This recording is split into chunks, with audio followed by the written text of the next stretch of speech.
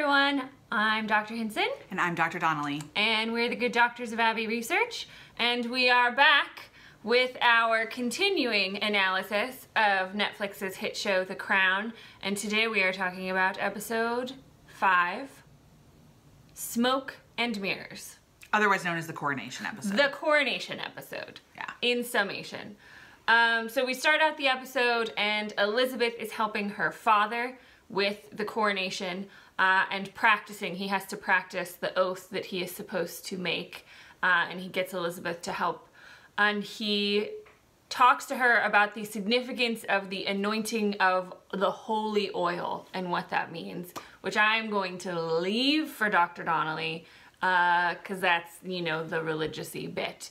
But it's teaching Elizabeth the significance of what she will face. So at this stage, she knows she's going to be the Queen of England eventually, after her father passes, even when she's 8 years old. And so in the last couple of episodes, we were a little concerned that maybe she wasn't getting any form of education about how to be. I was apparently taught how to be holy, but not maybe taught how to be a politician. So little lapse of judgment there in what they were teaching her. Then we flash forward to Elizabeth getting ready for her coronation. She's practicing wearing the crown. And we go back and forth in this episode between Elizabeth and our dear friend, our bestie, David, the Duke of Windsor. I have no kind words for him. If you are here as some sort of Wallace and David sympathizer, I would encourage you to go elsewhere, because I hate them. You will not. Dr. Donnelly has very strong feelings about the men in this season, and probably on the top of that list is David, the Duke of Windsor. So we see him kind of grappling with the legacy, or what was his identity before he chose to marry Wallis Simpson and to abdicate. So we get this through, you know, various parts of the episode. They have a magazine come and do a photo shoot, and they do this whole interview with him and find his secret king room where he has kept all of his mementos, and goes and sits up there. And, you know, the crux of this is whether or not he's going to get invited to the coronation, which, spoiler alert, he doesn't get invited. We're back with Elizabeth. Oh, Queen Mary's dying. Sorry, I just looked at my notes. So the Duke of Windsor returns because his mother's dying. Well, you know, we're not going to spend too much time on him. I'm just looking at my notes. He's not a kind person. And then the Archbishop and you know, Tommy Lascelles, the Queen's new private secretary, have to convince Windsor not to come to the coronation. And then Queen Mary dies, which we get through the lens of David, who apparently actually cared about his mother a little bit, but then also hated her a lot. Very complicated relationships. Everyone needs therapy. Everybody needs therapy. So the whole episode is about the illusion of smoke and mirrors, the metaphor, and the performativity of royal life, and, you know, what is going on behind the scenes, and, you know, front stage, backstage is another appropriate analogy, I think. And the head of state and the head of church. Elizabeth is this symbol of a new modern world, which her husband is trying to portray with his increasing role that she gives him in the coronation, and pushing against the rules of the establishment, or trying to push against it. And Elizabeth has such a fine balancing act to walk between keeping, you know, the Church of England happy and keeping Philip happy. There's a fascinating scene where they talk about how ceremonies don't change. They're like, oh, these ceremonies have been this way for forever. I'm like, no, ceremonies are invented traditions. They always evolve. This is one of the things I studied in my PhD. They are ever changing depending on the politics, or who's in charge, or what the state wants to project about itself.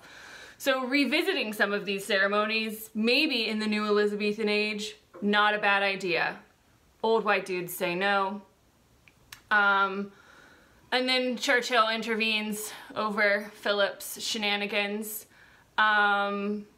and tells her, you know, we will take our lead from you, but essentially stay out of politics. So, great. Thanks, Winston. You're being a big help.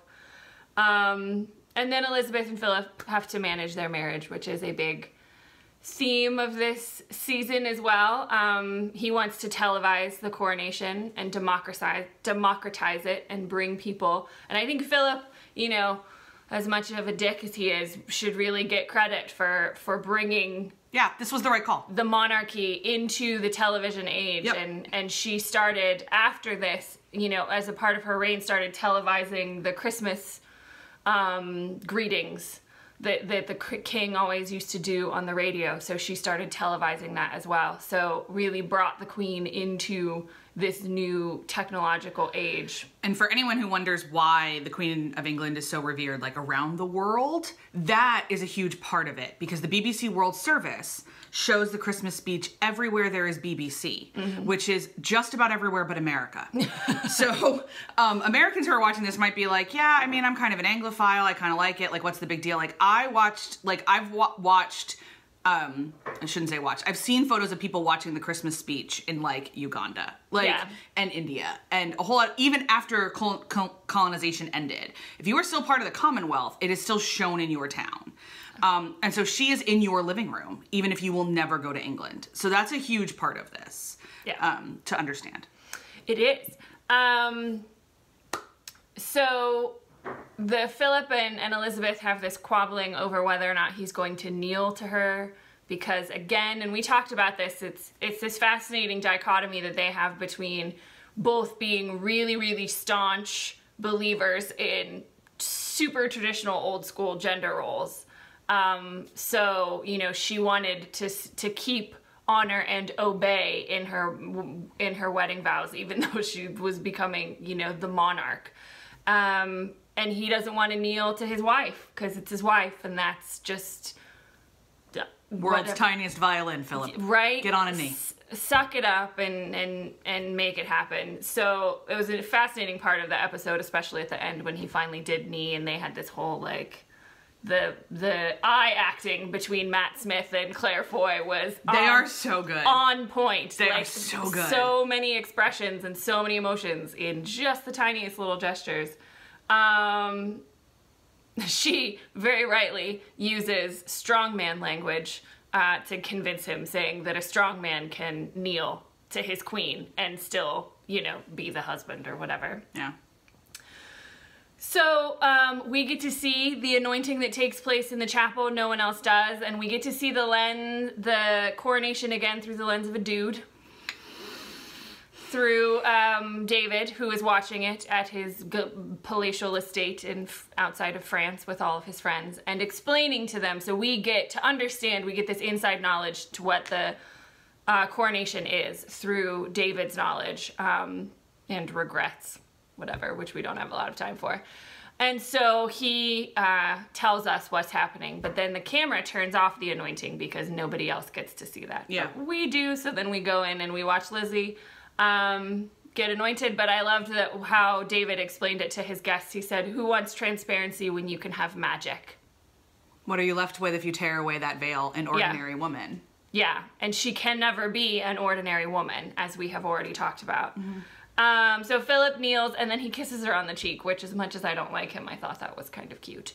And then the episode ends with Windsor playing the bagpipes, which he admitted he only does when he misses home, and he's crying while he plays. And I thought that was, you know, as much of a douche-tard that he is to his family, he's still very much a part of him, and that identity is still very much a part of him, and I don't think I would imagine Wallace doesn't allow him to, like, miss home very often. So there was a little bit of complicating his narrative that he's not just always a horrible person. And we'll see if that plays out or balances out throughout the season, or if he just leans into the jerk part of his personality. So that was the episode.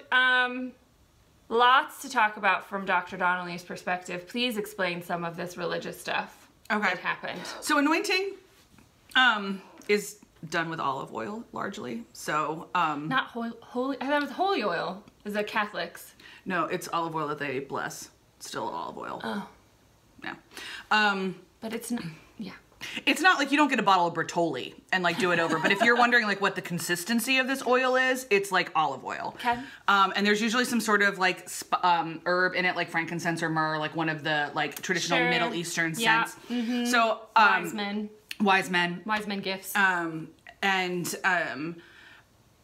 Anointing is a huge part of Judeo-Christian tradition. It started with King David. Well, it started really before that, but like let's really talk about King David because he is the prototype of kings in a theocracy. Was that David of David and Goliath? David of David and Goliath. I knew it. Also David of David and Bathsheba because all of our faves are problematic. And David also wrote almost all the Psalms. And he was the first king of like the United Tribes of Israel in a way. I am seriously oversimplifying this, but he's a big deal, and he was God's chosen. And he is also where we get the narrative that if you've ever heard the phrase men look at the outside, but God looks at the heart, that is from David. And this whole narrative that you may not make a lot of sense to other people, but God still chooses you. And I think that is incredibly important for Elizabeth's narrative because there are a lot of people that would like to think that she makes no sense as a monarch. And now, of course, with the benefit of history, now that we've seen how she's behaved over the last little bit, and especially with how she's welcomed Meghan into the family, I'm a big believer that she is exactly where she's supposed to be. Yes. Human. Elizabeth Windsor is exactly where she is supposed to be. Yes, and we just read a fascinating article this week that Dr. Donnelly shared with me about the use of tiaras. As political commentary? And gifts, and how the Queen gives tiaras and who she gives them to and when, and how this has evolved. We'll link it in the show notes. Up to Meghan, so we will link it in the show notes. It's utterly fascinating. Illuminating. Mm-hmm. We will also be talking a lot more about brooches than I ever thought we would be, and we'll put a link to an article that explains why as well. Yeah. So all of that. The anointing is pretty, from like my perspective, it's fairly simple. You anoint people's hands, their heads, and their hearts. And all you usually do is, in Protestant tradition, anyone can anoint anyone. So I've anointed people, I've been anointed. It's a thing. Crazy Protestant. It is a really holy moment because usually it's in a ceremony that we construct for specific purposes. So the couple times I've been anointed, it's been for service, which is what she is anointed for as well. So like I was being sent out to serve a certain population. She is being sent out to serve. So your head, your hands, and your heart are the trifecta of service. So you anoint your head so that you gain wisdom to serve people well. You anoint your heart so that you never lose empathy for the people that you are serving. And you anoint your hands so that they will get dirty in the service of people. And that the hands, by anointing your hands, all of those things are going to be kept safe in a like leadership manner. Like it's this kind of thing, like now that you've been anointed and been bound to this call, you'll be okay. This call won't destroy you because you have now been anointed and bound. Wow. And which is one of the things I find fascinating about theocracies, because essentially the way that many of them use anointing, which I think they did, and probably Elizabeth's father and grandfather saw it this way, and we see that, is the destruction of the human. Yes. And I think what we have seen over the last 70 years is that Elizabeth's actually never allowed that. She's never been totally destroyed. And she's always decided how to walk that line. So anointing is that was really cool. I really hope that when Charles is anointed, we don't see it. Yeah, me too. I really, really hope. And Charles hates his dad enough, and should, that I would imagine he'll lean to whatever his mother wants, and his mother's not going to want it shown. Sure. Now, the Church of England has significantly evolved since the 1950s, this was? 50s, sure, yeah. Whatever.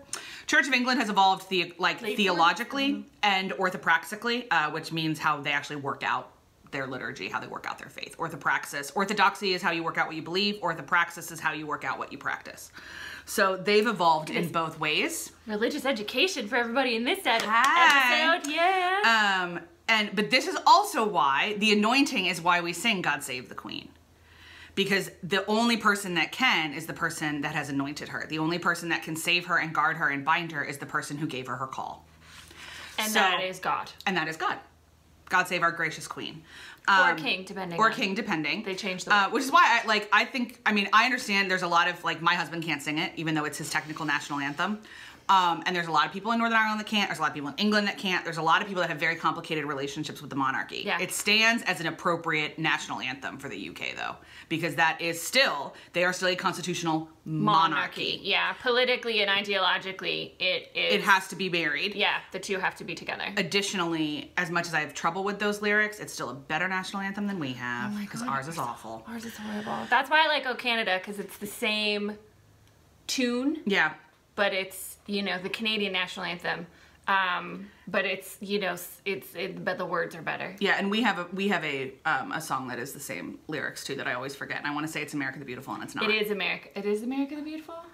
Oh, beautiful force. Yes. No, it's God Save Our Gracious Queen. So we'll come up with it. We don't know. But we have a song. We have a song with the same lyrics that the revolutionaries, that the Minutemen used to sing right after they beat those Brits. Beat the Brits. They rewrote it. That should be our national anthem. Thank you very much. Not the one that nobody can sing. I have been a semi-professional singer. No one can sing it. No. Mm-mm. This isn't a lack of patriotism. It is actually my excess of patriotism that we need to have a new national anthem. It is my love for my country that says, please can we pick a different song? Everybody should be able to sing it. Okay. That's right. So on top of I liked the theology of this episode a lot. I liked Elizabeth wrestling with it. I, as not a member of the Church of England, but as somebody in the Anglican confession, of whom she is one of my leaders, I am glad that she wrestled with it. I have two things to say about dudes. Only two? I've summarized.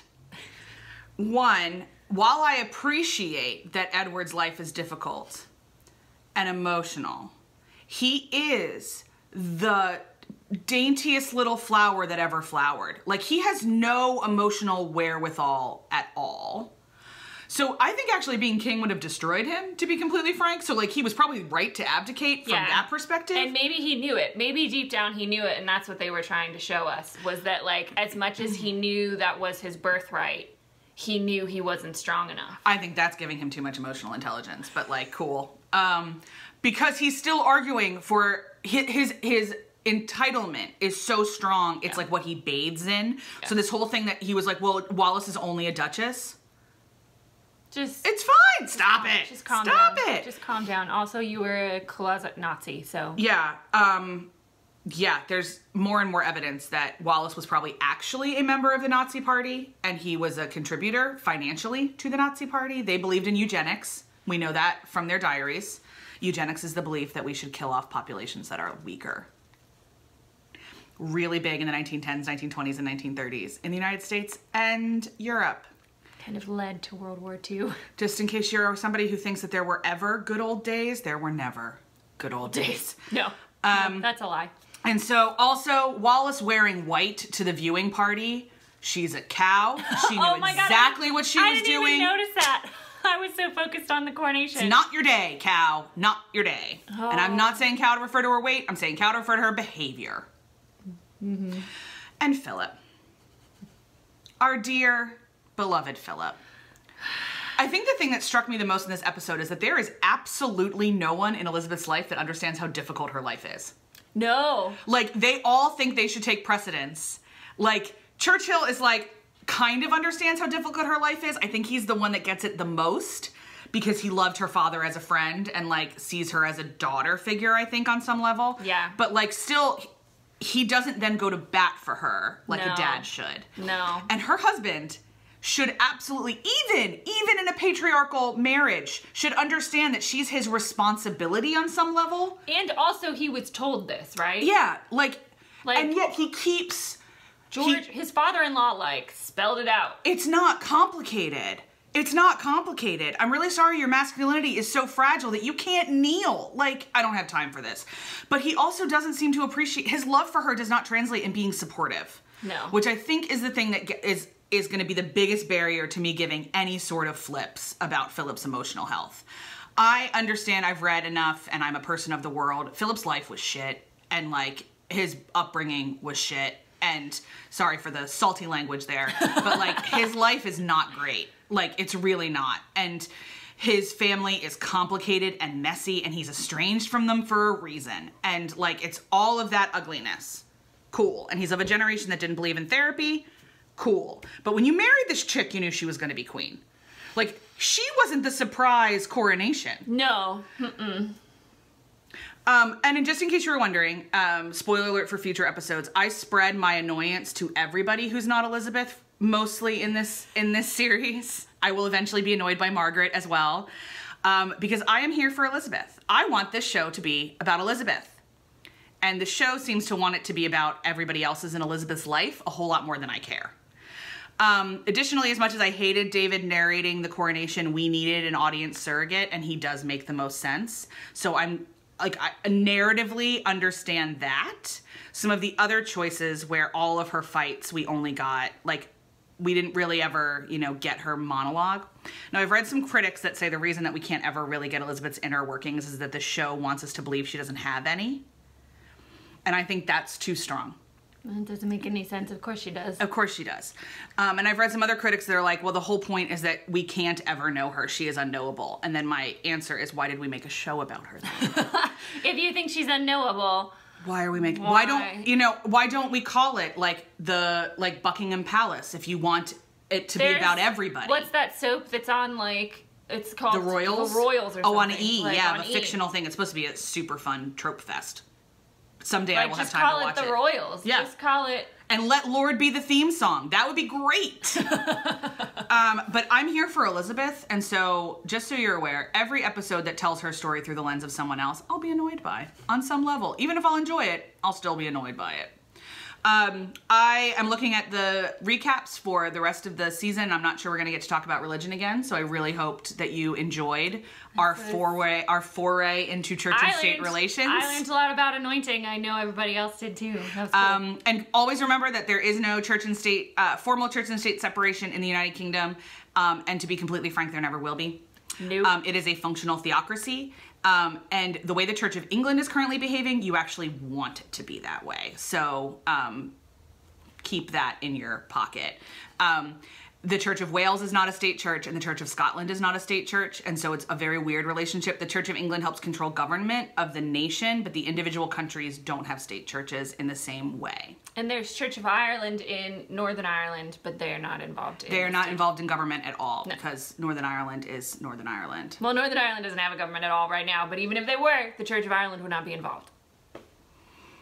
God bless Northern Ireland. Somebody needs to. So, okay. So that wraps it up, I think, for Smoke and Mirrors. That is all I have for Smoke and Mirrors. We are also big fans of magic, so we agree that it shouldn't be televised. I know. We like that she's not an ordinary woman, but then again, there are no ordinary women. Heyo. Hey. And on that note, I'm Dr. Donnelly. I'm Dr. Hinson. We're the Good Doctors of Abbey Research, wishing you a week full of magic. That's right. Bye. Bye.